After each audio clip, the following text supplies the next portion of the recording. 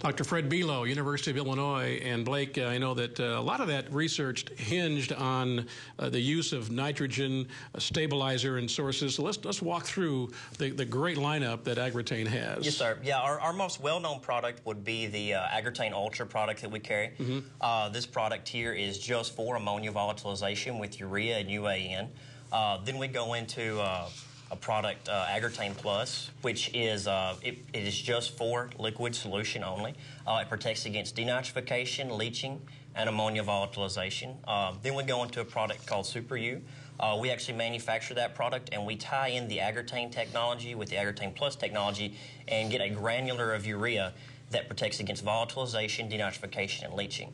And since merging into Koch Agronomic Services, we now offer two products. We offer Nitamin and Nitamin Infusion. These products are for foliar and soil-applied slow-release nitrogen now. Very good. By the way, didn't mention, viewers, be taking careful notes here during our hour. As always, a live program, and you are an important part of that. We'll be asking you if you have a question for Blake or for Jed to give us a call later this hour. So telephone lines opening up a bit later, so keep track. If you have a question for us, we'd like to hear from you a bit later. Demand for all of the stabilizers and stabilized fertilizers have been skyrocketing. We know the past few years, more acres planted, and so we've experienced a lot of turbulent weather, as we know all about that. So, Jed, we turn back to you, and let's talk a little bit about just what's happened over the last few years, and you have some great examples here, weather-wise, of what we've all been looking at. Yeah.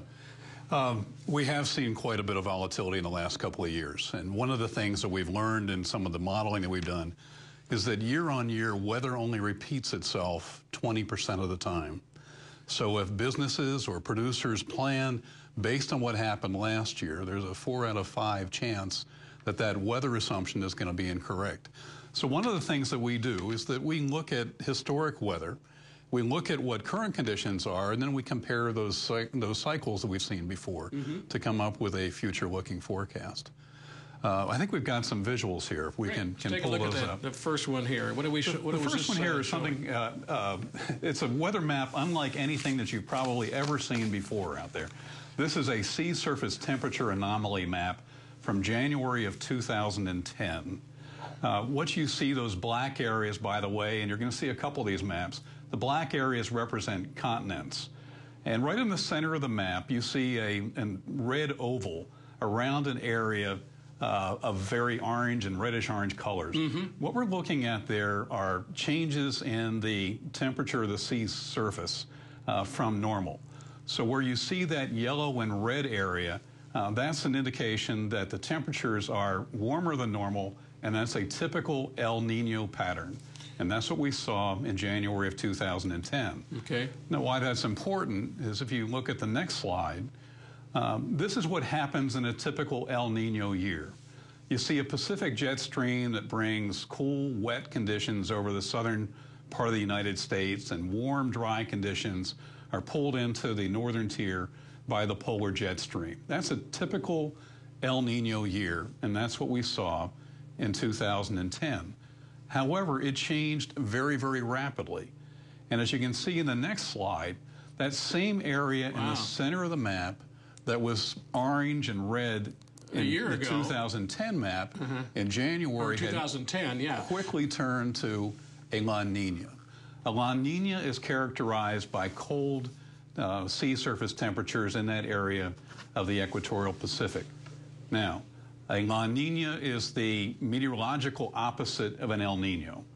Instead of having the Pacific jet stream bring cool, wet conditions across the southern tier, it brings dry and very warm conditions, and we saw that in spades this past year in the southern plains and Oklahoma and Texas.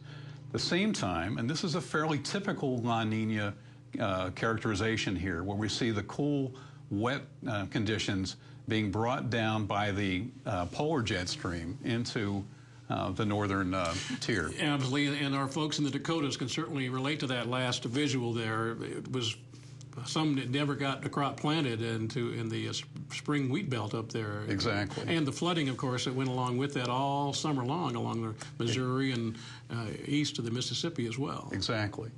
So if you look at the next image that we have here, what it shows you is that we're going to be comparing what happened in 2010 in an El Nino year with what happened in 2011 using satellite imagery to measure biomass. We work with the folks at the University of Kansas Applied Remote Sensing Laboratory and their partners, Terrametrics Agriculture Incorporated, to capture images of biomass. It actually is a satellite image that captures infrared shades and then converts that to shades of green and brown. So where you see the green shades, the dark green shades in 2010 in El Nino, that shows a pretty healthy situation. In 2011, however, that yellowish area that you see in the upper Midwest, West Texas, and so forth, is the absence of biomass, but for very different reasons. In Texas, it was because of the drought. In the upper Midwest and the Missouri Valley, the Tennessee Valley, and the Mississippi Delta, that's because of late planting brought about by the flooding and other conditions that we saw last spring. Wow, very interesting.